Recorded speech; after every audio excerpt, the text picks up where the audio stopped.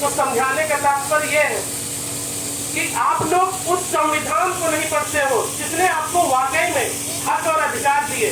आज यहाँ आप समाज में बैठे हो बराबरी से, उसको आपने कभी अपने घर में पाठ नहीं कराया होगा। आप लोगों को उसका एक भी आर्टिकल अभी पता नहीं होगा कि उसमें किस आर्टिकल के अंतर्गत आपको भारत में ये आजादी मिली है, किस आर्टिकल के अंतर्गत आपको यहाँ पे बैठने की आजादी मिली है, हमको आपको बोलने की आजादी मिली है, अच्छे कपड़े पहनने की आजादी मिली है, कुर्सी पे बैठने की आजादी मिली है, मर्जी से अपनी शादी करने की आजादी मिली है, अपनी जिंदगी अपनी मर्जी से जीने की आजादी मिली है। क्या आज से पहले ऐसा था? आज की हमारी बहन बेटियों को नहीं पता है क्योंकि संविधान पढ़ा नहीं। पुराने एक दिन बाद भी मर जाता था या घंटे से बाद भी मर जाता था या फिर शादी तय हो जाए मर जाता था तो उसको पूरी जिंदगी विधवा करके जीना हो जाता। वो भी घर के एक कोने में रहती थी, सफेद साड़ी पहन के रहती थी, वो अपने सर में बाल नहीं रख सकती थी, बाल खुदवा दिए जाते थे, जिंदगी भर लहंगे पहन रहती थी और सफेद साड़ी पहनती थी। सुबह 4 बजे से पहले उसको उठ के अपना मैदान जाना होता था, जिसमें आज भी गांव में कहते हैं अगर कोई निकल रहा तो कहते हैं राम एरिया तो हमारे परिके दिन भर रात से अभी भी कुछ परंपराएं कुछ लोग कहते हैं। तो और इसके पहले तो शादी होती थी, अगर पति मर गया तो उसको साथ में उसी चिता में फेंक दिया जाता था, बांध दिया जाता था उसी में भूखा गाड़ के जिसमें ये भाग सके। तो आज बाबा साहब ने आपको अधिकार दिया, बराबरी से पढ़ सकते हो, बराबरी से आप समाज में खड़े हो सकते हो, बराबरी से आप जो काम करना चाहो कर सकते हो, बराबरी से आप IAS PCS जो बनना चाहो बन सकते हो, प्रधान BDC विधायक जो चाहो आप बन सकते हो। तो जिसने तुम्हें अधिकार दिया उसको आप एक दिन भी याद नहीं करते हैं, उसके लिए एक दिन भी व्रत नहीं करते, उसके लिए आप एक दिन भी पूजा नहीं करते, उसके लिए आप एक दिन का 1 घंटे का समय नहीं निकाल सकते। अरे मैं जानता हूँ कि यहाँ पे जितने हमारे पुरुष भाई बैठे हैं इनमें से 100 में से 90 लोगों को बाबा साहब के बारे में और संविधान के बारे में पूरा पता है, लेकिन हमारी बहन बेटियों को नहीं पता है क्योंकि घर में हम लोग इनको बताते नहीं, घर से बाहर अभी तक निकलने नहीं देते थे, अब तो चलो थोड़ा बहुत निकलने भी देते हैं। तो हमारा फर्ज है कि घर में बैठ के हम इनको बताएं। अरे 100-150 रुपए की संविधान की किताब लाके घर में नहीं रख सकते क्या? घर में हम इनको इनके मूल कर्तव्य मूल अधिकार नहीं पढ़ा सकते क्या? अरे उसमें हमारे मूल कर्तव्य क्या लिखे, मूल अधिकार क्या है जो हमें अधिकार मिले। हमें आपको अपने अधिकार नहीं मिले हैं, जो मूल अधिकार मिले हैं हमें आपको वो अधिकार पता नहीं है क्योंकि हमने वो पढ़े नहीं। तो आज हम दूसरों के पास जाते हैं, नेताओं के पास जाते हैं, पुलिस के पास जाते हैं, वकीलों के पास जाते हैं, हाथ पैर जोड़ते हैं, हजारों रुपए देते हैं काम कराने के लिए। एक एप्लीकेशन पे लिखाना होता है तो 150 रुपए आपको देना पड़ता है वकील को, क्योंकि मैं भी पेशे से वकील था, मतलब हूँ था कि मतलब ये क्योंकि आजकल तो मैं सिर्फ समाज सेवा में लगातार रहता हूँ, कचहरी बहुत कम बैठता हूँ, मेरा पैनल जो है वो बैठता है। तो कहने मतलब आप लोग आते हो और वही एप्लीकेशन वही केस मुकदमा आप चाहो तो आप स्वयं लड़ सकते हो, आपको वकील करने की भी जरूरत नहीं है अगर आपको अपने मूल कर्तव्य मूल अधिकार पता हो तब ना। लेकिन आपको पता ही नहीं, आपने कभी पढ़ा ही नहीं। यहाँ पे छोटे छोटे बच्चे बैठे हैं, अभी इनसे पूछ देंगे कि राम कौन थे, उनकी पत्नी क्या नाम था, अभी फटाक से बता देंगे। अभी सबको पता होगा, बेटियां बैठी है सबको पता है क्योंकि वो चीज ये बचपन से देख रही है, वो इनको दिखाया जा रहा, वो इनको पढ़ाया जा रहा, तो वो उनके दिमाग में बसा है। अभी बता देंगे, पूछ लो कि गणेश भगवान कैसे दिन का है, अब आधे वो बताते हैं फटाक से कैसे दिन का है। बेटिया कैसे दिन का है गणेश भगवान बताओ? बोले बाबा कह रहा है राम जी ने क्या नाम रहा है, राम जी मेरे पिता नाम, बाबा साहब की वाइफ का क्या नाम था? चलो किसने बताया है? टीचिंग है, बगल वाली लड़की ने बताया। चलिए कोई बात नहीं, अच्छा प्रयास है, मतलब इसका मतलब 50% बहनें हमारी जागरूक हो रही है। तो अब देखो उसको ये चीज नहीं पता, थोड़ी सी दूसरी लड़कियां बैठी उसे पता। तो समझाने का बताने का तात्पर्य ये है मेरा, ये आपको हम यहीं पे एक एग्जाम्पल एक उदाहरण दिखा रहे हैं आपके सामने। लोग अभी कथा भागवत जागरण होने लगे, सारी रात 3 घंटे बैठेंगे, बस वही चलता रहेगा, हारमोनियम बजेगी और और फिर वहाँ से वहाँ मुझे एक चल रहा है, वो बताएंगे। फिर वो माखन चुरा के वहाँ गए और फिर पीछे माता दौड़ी, माता ने उसको पकड़ा, नहलाया और वो श्याम फिर शर्माए, श्याम फिर गए और वो अपनी गोपियों के साथ वहाँ फिर वो मुरली बजा रहे थे। 4000 गोपियाँ बैठ के उनको सुन रही थी, मनमस्त हुए जा रहे थे। देखो मैंने कितने गौर से सुनी है, वाह, बिल्कुल दोनों बात न कही है। और यहाँ अगर जो 15-20 मिनट अगर जो हम अपने अधिकारों की सिर्फ बात करें, मैं यहाँ आपसे कोई वोट मांगने नहीं आया हूँ, ना तो यहाँ जिला पंचायत का चुनाव चल रहा है, ना विधायक चल रहा है। मैं तो आप लोगों के बीच में सिर्फ एक बात बताने आया हूँ, लोगों को जागरूक करने आया हूँ। मैं जानता हूँ कि आप सब लोग जानते हो, जानते सब लोग हो, लेकिन आप लोग उसको अमल नहीं करते हो। तो दोस्तों, आप लोगों से मेरा समझाना है, मेरे जो युवा भाई हैं, पिता तुल्य बुजुर्ग हैं, आप लोगों को समझाना है। एक 150 रुपए की संविधान की किताब अपने घर में रखिए, उसमें आप ज्यादा कुछ न पढ़ो, अपनी बहन बेटियों को, अपने भाइयों को, अपने बच्चों को उनके मूल कर्तव्य, मूल अधिकार बता दो। आपके घर पुलिस आती है, कोई बात होती, सीधे घर के अंदर घुस जाती है और आप लोग रोक नहीं पाते हो। अगर आपको अपने कर्तव्य अधिकार पता हो तो आप बता दीजिए, विदाउट सर्च वारंट आप मेरे घर में नहीं घुस सकते हैं। मतलब बिना सर्च वारंट के आप मेरे घर में नहीं घुस सकते हैं। मतलब तलाशी का एक जो कागज होता है उसको सर्च वारंट बोलते हैं। आप मेरे पिता को, आप मेरे भाई को, आप मेरे पति को गिरफ्तार करके नहीं ले जा सकते हैं। धारा 49, धारा 50, धारा 51 के अंतर्गत आप पहले मुझे सूचना दीजिए कि इन्होंने क्या क्राइम किया है, उसका लिखित वारंट लेके आइए। उसके बाद मैं अपने लीगल वकील को मैं फोन करूंगा या करूंगी, उसके बाद आप मेरे पति को, मेरे पिता को या मेरे भाई को आप गिरफ्तार करके ले जा सकते हैं। आपको पहले इसका जुर्म बताना पड़ेगा, क्या जुर्म है। शक के आधार पर आप नहीं ले जा सकते, ये नियम है। लेकिन यहाँ जब किसी को कुछ पता ही नहीं, आए कोई छठा मारे और पकड़ लीजिए। रात में 12-12, 1-1 बजे हमारी बहन बेटियां घर में लेती हैं, कौन कैसे लेता है, कितने कपड़े पहने हैं, पुलिस आती भरभरा के घुस जाती है। हम लोग पर्चे बेपर्चे पड़े हैं, लोगों को वहां पे बस लज्जा होकर शर्मा के रह जाते हैं। लेकिन अगर आपको अपने अधिकार पता हो, आप उनके में लड़ जाइए, उन पर केस कर दीजिए, उनकी तो नौकरी चली जाएगी। लेकिन आपको अपने अधिकार पता ही नहीं। तो इसलिए मेरे भाइयों, बहनों, माताओं, पिता तुल्य बुजुर्गों, मेरे नौजवान भाइयों, आप लोगों से मेरा अनुरोध है कि आप लोग घर में हफ्ते में 15 दिन में जैसे कथा करते हो ना, तो संविधान पाठ करिए। कहते चलो आज संविधान पाठ है, जैसे लंका कांड करे थे, लंका कांड पढ़ते हो, ठीक है। और वो मंगलवार को कौन सा होता है,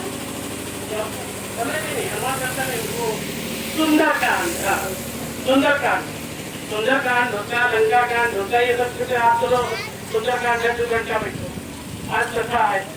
अरे बढ़िया, सब खरीदो, मंजीरी वैसे है बनाओ, चरणामृत बनाओ। सबसे पहले बाबा साहब लेंगे, खवाओ पियाओ, उसका मंजीरी खा गया ना, चरणामृत खाएंगे और बढ़िया मूल कर्तव्य एक दिन पढ़ जाओ। 1 घंटा में पूरे मूल कर्तव्य पढ़ जाओ। बढ़िया को तेज पढ़ने वाला है, ज्यादा से ज्यादा 2 घंटा।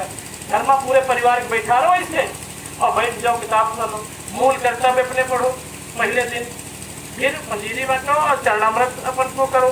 फिर 15 दिन बाद मूल कर्तव्य पढ़ जाओ, फिर धाराएं अनुच्छेद पढ़ डालो।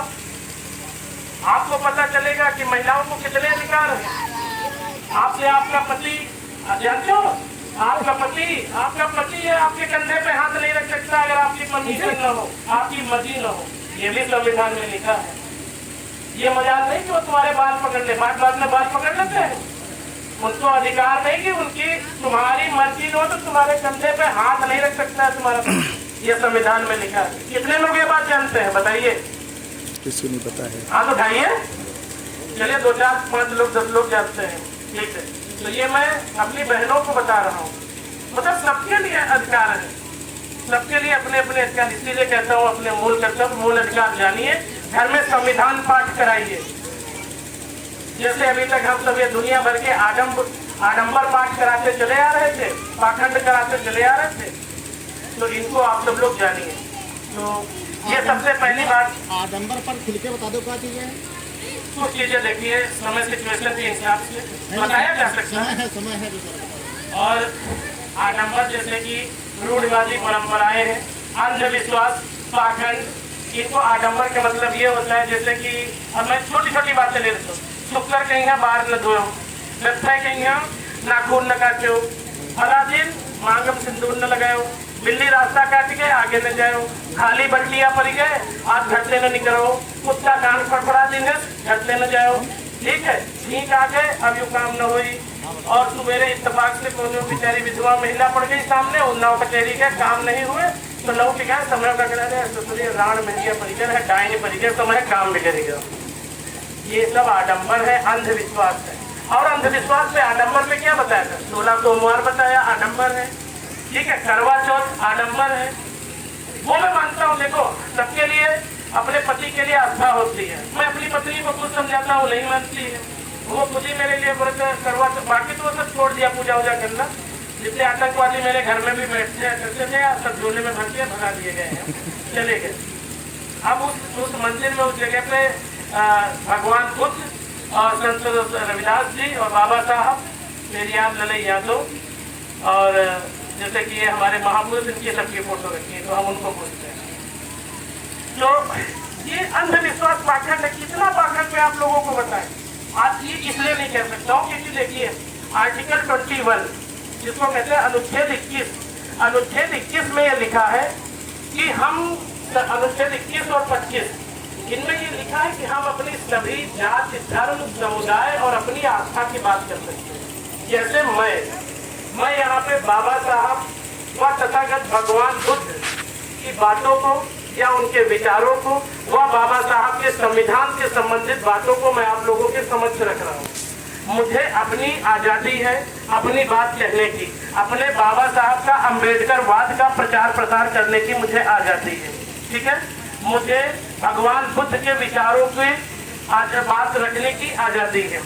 वैसे ही बाकी जो दूसरे धर्म के लोग हैं, मुस्लिम हैं, उन्हें अपने कुरान की आजादी है, कुरान के बारे में बताते हैं, वो अपने अल्लाह के बारे में बताते हैं। और जो क्या बोलते हैं पंजाबी हैं, वो अपने गुरु नानक जी के बारे में बताते हैं। ठीक है, क्रिश्चियन है वो अपने जीसस को पूछते हैं, यीशु जिसे बोलते हैं वो जीसस को पूछते हैं, उनकी किताब पवित्र बाइबल है। जो हिंदू लोग अपना जो है अपना कोई राम को पूछता है, कोई अपना भगवान इसको भी पूछता है, कोई भोले बाबा, कोई बजरंग बली, कोई सबकी अपनी अपनी आस्था है। देखो मैं किसी को ये नहीं मना करता हूँ कि आप अपनी आस्था को ठुकराओ, आपको जो आपकी आस्था हो उसको पूछो, लेकिन कुछ चीजें समझो। देखो एक चीज मैं आप लोगों को बताना चाहता हूँ, ईश्वर एक है, कहीं न कहीं एक अनाथ शक्ति है जिसके बैलेंस से दुनिया चलती है। कुछ न कुछ आत्माओं का निर्भर या जो कुछ ऐसी चीजें हैं जो होती, तो ईश्वर एक है। तो भाई हम तो ईश्वर जैसे मुस्लिम लोगों का एक ईश्वर है अल्लाह। ठीक है, पंजाबियों का एक ईश्वर है क्या नाम है नानक जी। ठीक है, ऐसे ही क्रिश्चियन का जो है, क्रिश्चियन लोगों का जीसस है।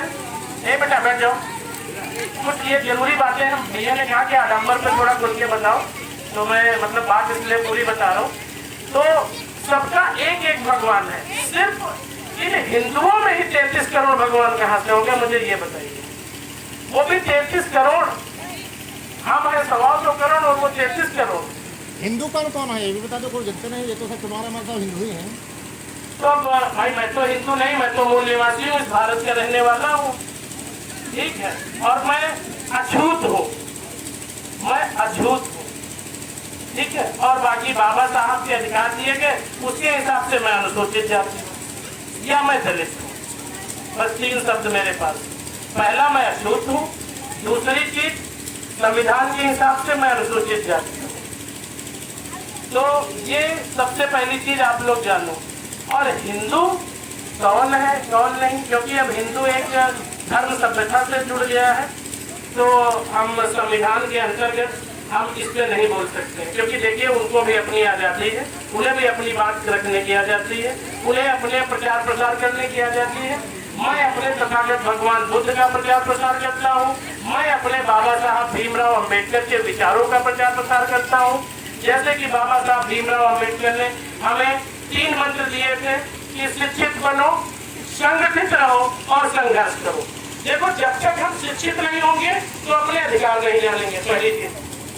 दूसरी चीज, जब तक हम संगठित नहीं होंगे तब तक हम अपने हक नहीं पाएंगे। संगठित होंगे तब जाके हम संघर्ष करेंगे, संघर्ष करके हमको हक मिल जाएगा। फॉर एग्जाम्पल मतलब एक उदाहरण, हम थाना एक आदमी दो आदमी जब थाने पुलिस जाते हैं, यहाँ माकी थाना लगता है ना, हम लोग माकी थाने जाते हैं, मेरा भी माकी थाना लगता है, मेरा गांव तो पूरा डिस्पेंसरी है लेकिन रहता उन्नाव सिविल लाइन में हूँ। तो माकी थाना जब हम जाते हैं अकेले दुकेले जाओ, एप्लीकेशन लेके जाओ, तो वो एप्लीकेशन लेके रख लेते हैं, ठीक है जाओ हमें पुलिस वाले भेजे हुए देख लो, तुरंत FIR नहीं लिखी जाती है। आप 10 दिन 15 दिन हफ्तन थाने चक्कर काटा करते हो, कब सुनवाई नहीं हो रही, फिर उन्नाव भागते हो, फिर SP के यहाँ एप्लीकेशन दे रहे हो, फिर DM के यहाँ दे रहे हो, फिर मुख्यमंत्री के यहाँ IGRS करा रहे हो, सब जगह भेजो, लेकिन आप इतने दिन महीनों परेशान हो जाते हैं, आपकी एक FIR नहीं लिखी जाती है। इस वजह से आप अकेले हो, पहली चीज अकेले दौड़ रहे हो। दूसरी चीज आपको अपने मूल कर्तव्य मूल अधिकार नहीं पता। तीसरी चीज आपके साथ संगठन है। अब उसी जगह पे अगर आपके साथ संगठन हो, आप लोग एक भी उदाहरण इसी के साथ में, आप लोग 100 लोग जाइए, 150 लोग जाइए बाकी थाने और खड़े हो जाओ, चलो FIR तुरंत लिखी जाए। अगर देख लेना 15 मिनट के अंदर FIR न लिखे तो मेरा नाम बदल देना। बताइए सही कह रहा हूँ गलत कह रहा हूँ? ये होता है। आप लोग गांव में सुना होगा कोटेदार बदल लिखा, 40 आदमी कह रहे हैं भैया DM किया, वही दिन DM तुरंत लिखे कोटेदार बदल लिखा। होता है कि नहीं होता ऐसा भैया? तो ये क्यों होता? संगठन। आदमी कितने कह रहे हैं? 4 मतलब 200 आदमी तक गए। अरे तुम जाओ अगर तुम लोग कोटे जाओ, तुम अकेले एप्लीकेशन लगाए रहो, कुछ नहीं होगा। आजमा के देख लो, ट्राई करके देख लो, कुछ नहीं होगा। लेकिन जहाँ 100 आदमियों के साइन अंगूठा लग के एप्लीकेशन जाएगी, उस पर तुरंत कार्रवाई होगी, SDM तुरंत जांच करने आएगा। होता है कि नहीं होता भैया? तो ये बाबा साहब ने क्या कहा था, पहले तो शिक्षित बनो, फिर तुम सब संगठित हो जाओ। ये 5 उंगलियां, संगठित हो जाओ, फिर संघर्ष करो। संघर्ष का मतलब अपने हक की लड़ाई लड़ो, अपने हक की आवाज उठाओ। अभी 5 उंगलियां संगठन का एक पावर और बता रहा हूँ। ये मेरे पास में बैठा है, मैं इसके कान पे 1 उंगली मार रहा हूँ, कोई असर ज्यादा नहीं होगा। 1 उंगली जिसकी जोर मारो नहीं असर होगा। और ये 5 उंगलियां जोड़ के अब मैं इसके कान पे मारूं तो क्या होगा आप बताइए? चमड़ा हिल जाएगा कि नहीं हिल जाएगा? और तुम 1 उंगली से किसी के कंधे पे मारो, जितनी ताकत से मार लो उससे कुछ नहीं होगा। और एक मुक्का मारो, सॉलिड कंधा उतर जाएगा अगर ताकत से मार दो। उतर जाएगा कि नहीं उतर जाएगा? ये समझाने का तरीका मेरे भाइयों बहनों कि ये है हमारा संगठन, ये संगठन का पावर है। तो जब तक हम संगठित नहीं होंगे, और अब आ जाओ संगठित हम लोग क्यों नहीं हो रहे हैं, अब मुद्दा चेंज करते हैं थोड़ा। संगठित हम लोग इसलिए नहीं हो पा रहे हैं क्योंकि ये जो कुछ लोग ऐसे थे मनवादी सोच वाले लोग थे, उन लोगों ने हमको इतनी जातियों में बांट दिया। पासी, चमार, धोबी, थानू, अहिर, गडलिया, लौट, तेली, सबोली, काठी, कुशवाहा, गुड़िया, इतनी जातियों में बांट दिया और एक दूसरे से फर्जी बता दिया, तुम इनसे बड़े जाति, तुम इनसे बड़े जाति, तुम यही से होगी वही। जिसमें ये लोग न जुड़ सके, ये लोग कभी एक न हो सके, हमको तुमको अलग कर दिया। खुद तो शादी अपनी बेटियों की वो लोग करते हैं 3%, अपनी जात में नहीं करते, ठीक है ना? आप लोगों ने देखा होगा। अब क्योंकि संवैधानिक अधिकार है, मैं खुद के जात का नाम नहीं ले सकता हूँ, लेकिन बस इतना समझ जाओ कि लंबे तिलक के लोग अपनी जात में कभी शादी नहीं करते। अगर वो पाने हैं तो समझ जाओ पाने को बोलो हुई कि ना हुई, वो बताओ? कभी नहीं होगी ना। वो इंटरकास्ट करते हैं, हाँ वो दूसरे में करेंगे, अपनी में नहीं करेंगे। तो वहाँ से मतलब करो, मैंने थोड़ा तो। और हम लोगों को क्या किया, हम लोगों के लिए किया कि नहीं, अरे तुम चमार हो तो चमारन करियो, फांसी हो तो फांसी करियो, गोड़िया हो तो गोड़िया करियो, लॉज हो तो लॉज करियो। और अगर तो इनकेस हमारे जो बच्चे पढ़ लिख गए, नौकरी पा गए, और अगर तो शादी कर लिखेंगे तो गाँव महीना उनका बड़ी बुरी नजर से देखेंगे, अरे दागी हुई है, ये परिवार दागी हुई है, इनका खानदान न बनाओ, इनका खानदान न शामिल कीजिए, इनका क्या बोलते थे पहले लोटिया हुक्का बंद, हुक्का पानी बंद हो जाएगा। हाँ हुक्का पानी, तो कहते थे इनका हुक्का पानी बंद। हुक्का पानी का शब्दार्थ क्या है मेरे भाइयों, आप लोग कुछ नहीं जानते। हुक्का पानी का मतलब होता था उनको निमंत्रण देना और बुलाना बंद कर देते थे। ना तो हम उनके घर खाने पीने जाते थे, ना तो हम उन्हें अपने घर बुलाते थे। पहले गाँव में क्या होता था कि अगर किसी के घर में आटा खत्म हो गया तो मुझे खतरे हो रहा चलो अगर आटा आज मांग रहा हमें किसके नहीं आप देंगे, पहले होता था। ठीक है, अगर मैं पानी नहीं है पानी मांग लिया या कोई भी चीजें एक दूसरे से आदान प्रदान कर लो। लेकिन अगर जिसके घर का हुक्का पानी बंद हो जाता था तो अगर वो प्यासा मर रहा होता था लेकिन उसको पानी नहीं दिया जाता था, चाहे वो तड़प तड़प के मर जाए। ऐसी रूढ़िवादी परंपराएं पहले थी, लेकिन नहीं थी। आप लोग बताइए पुराने लोग को। तो इस तरीके से उन लोगों ने हम लोगों के ऐसा मानसिकता ऐसा भरा और हमारे पूर्वजों को भरते चले आ रहे हैं। तो जैसे अभी मैंने एक एग्जाम्पल यहाँ बताया था कि बेटिया पूछो, उसने सबके नाम बता दिए क्योंकि हमारे पापा को वही बात पता थी, हमारे पापा के पापा को भी यही बात पता थी। तो हमारे बाबा ने हमारे पापा को बताया, हमारे पापा ने हमको बताया कि राम की वाइफ का नाम सीता था, हमें पता है। भोले बाबा के लड़के गणेश थे। अब असली को नहीं पता है कि उनके काल्पनिक ग्रंथों के हिसाब से भी वो मैल से निकले हुए भगवान बने। ये बता तो मैल से लेकर भगवान बन नहीं तो एकदम काल्पनिक बात। अच्छा ये बताओ, पहले तो लोग अगर मटका तेरे पैदा हो जाते रहे आदमी, दोनों काले तेरे आदमी पैदा हो जाते रहे, दोनों मैल से पैदा हो जाते रहे, दोनों मुझे पसीना पी लेते रहे वैसे पैदा हो जाते रहे। यार अब काहे नहीं पैदा होते, साइंस का जमाना है। है तो वो तो प्रक्रिया रासायनिक प्रक्रिया है, वो तो पड़ जाएंगे। अच्छा, अब लोग दुनिया भर की बताते हैं युग आए, ये युग आए, फलाना युग चले गए, वो त्रेता ये द्वापर ये सतयुग ये कलयुग। भैया हमने तो साइंस पढ़ी है, मुझे तो ये पता चला कि सूर्य से एक टुकड़ा टूट के जमीन पे गिरता है, पानी में धीरे धीरे ठंडा होता है, ठंडा होने के बाद में पानी में सबसे पहले रीढ़ विहीन जंतु पैदा हुए। ऐसे ही है ना, कितने लोगों ने विज्ञान पढ़ी है, कैसे 5 तक की बात बता रहा हूँ। रीढ़ विहीन जंतु पैदा हुए पहले, फिर उनमें से कुछ रेंग के किनारे आए, धरती कुछ बाहर रहने लगे, कुछ समुद्र में रहने लगे। ये धीरे धीरे रीढ़ वाले हुए, हुए से बड़े हुए, फिर बंदर बनवानों होते होते होते होते हम लोग यहाँ तक का सफर तय किया। जो साइंस कहती है, नासा कहता है, हमारे तुम्हारी किताबें कहती। अब हमको नहीं पता युग कौन है, युग में कहाँ भरा है, और वो युग देख के ही किताबें को लेकर हम गए होने। भाई इस युग को तो देखा गया है ना भाई। अभी भी जो है बहुत सी ऐसी आदिवासी बस्ती है कि अभी भी लोग आदिवासी लोग जंगलों में रहते हैं, अभी भी रह रहे कि नहीं। अपने यहाँ मध्य प्रदेश चले जाइए शहडोल, मैं गया था वहाँ पे घूमने, तो एक गाइड को साथ में ले जाना होता नहीं तो वहाँ डरते हैं हमारे। तो खैर ये सब चीजें, अरे थोड़ा ध्यान दे लो, अगर चलो बोल रहा हो ना, खत्म कर रहा हो जल्दी, थोड़ा 2 मिनट। ये सब बातें यहाँ बताना इसलिए जरूरी है कि जो चीज हमें नहीं पता उसके बारे में आप जानो। तो ये सब चीजें मैंने आपको बताया। तो ये सब रूढ़िवादी चीजें हैं। विज्ञान हमने पढ़ी है कि पाषाण काल से लेके यहाँ तक कि हम लोगों ने अपना सफर तय किया, हम लोग आदिमानव हुआ सबसे पहले। तो ये सब चीजों का आप लोग समझो, अपने संविधान के बारे में जानो, संविधान ने आपको क्या अधिकार दिए हैं उसके बारे में जानिए, अपने हक अधिकार जानिए, अपने बच्चों को पढ़ाइए। जैसे कि अभी वरिष्ठ उपाध्यक्ष जी ने कहा कि आप हफ्ते में एक दिन जो आप व्रत रखते हो सोमवार का, या कोई भी सप्तशती माता का या कौनो देवी देवता मंगलवार सोमवार बुध वाला एक व्रत तुम कर पूरा घर व्रत रहो। 5 जने हो घर में, 5 जने अगर व्रत नहीं हो सुबह शाम क्या, तो 50 से 50 रुपए रोज समझ लो, 50-50 रुपए 50-50 शाम समझ लो, तो 300 रुपए 400 रुपए 8 दिन के तुम्हारा बचीजिए। अगर तेल लोग सब कुछ जोड़ लो भैया, अभी खुराक 20-30 रुपए तो कर ही जाती है। तो अगर 30 रुपए खुराक है, 5 खुराकें सुबह 5 खुराकें शाम, बहुत सस्ती वाली बता रहे हैं। तो 300 रुपए हो गए कि नहीं हो गए।